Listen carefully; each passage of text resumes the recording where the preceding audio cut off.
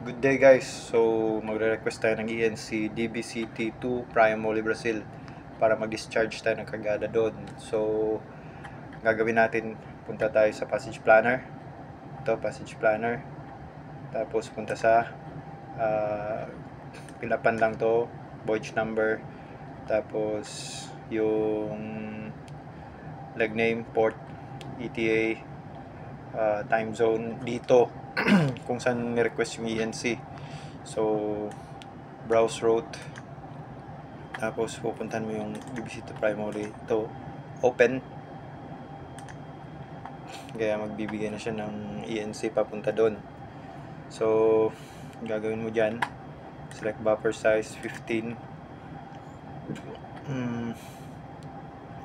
ano mo siya, create voyage, DBCT, di lagay ka lang ng remarks kahit ano lang, DBCT to, pwede namang wala pero at least may sulat lang tayo. So that's what we're gonna do, no?